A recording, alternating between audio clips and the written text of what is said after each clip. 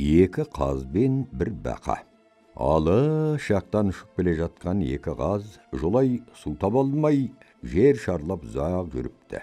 Шілденің шыжыған ыстық күндері екен. Ақыры бір сарқынды көлшікке келіп қоныпты. Бір бақа сол көлшікті көптен мекендеп жүріпті.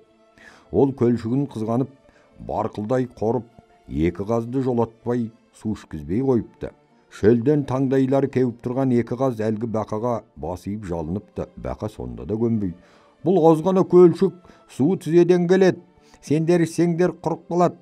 Ал сендер сусындарыңды қандырған соң ұшасыңдар да кетесіңдер. Мен бейшара сусыз қалай күн көремін?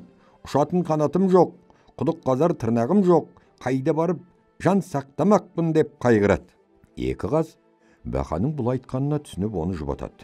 "Егер біз ішкеннен осы көлшіктің суы таусылып қалса, біз сені көтеріп ұшып, суы мол бір көлге жеткізіп салайық."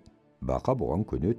Үшеуі осылай уәделеседі де, екі қаз суға қанып алады. Сол кезде көлшіктің суы да сарқылады. Содан кейін екі қаз осы арада бірер күн тынығады.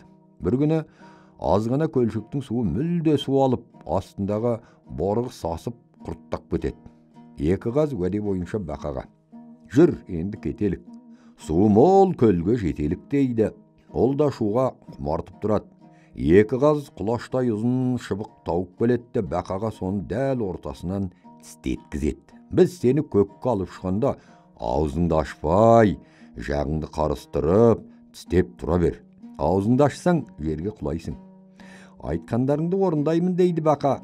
Екі қаз әлгі шыбықтың екі ұшынан жалпақ саусақтарымен мықтап ұстайды да бақаны аспанға алып көтеріледі. Аспанда құстай самғап бара жатқан бақаның көңілі өседі.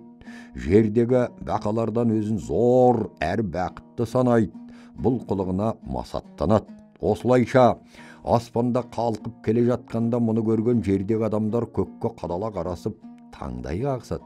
"Ананы қараңдар, анау не?" десіп сұрасады бірінен бір. Біреулер "Қанатты бақа" дейді дауыстап, біреулер "Бақа емес, басқа бірдеңе" дейді таласып. Жұрттың айғай шуы, таластау құлағына жеткен бақаның кеудесін мақтаныш кернеп, бұл елге аты жөнімді айтпай кеткенім болмас деп ойлап, таңырқап тұрғандарға "Мен бақамын" деп айғайлап аузын ашқан заматта шыбықтан ажырап жерге қарай құлдырай жөнеліпті. Тастай шырайын алып зулай беріпті. Екі қаз соңынан жетіп ұстай алмай қалыпты. Сол бетімен далбалақтап келіп тақыр жерге тарс ете түсіп мылжа шығыпты. Екі қаз: "Ақымаққа істеген жақсылығың желге ұшқан тозаңмен тең екен ғой" деп әрі қарай самғап кете барыпты.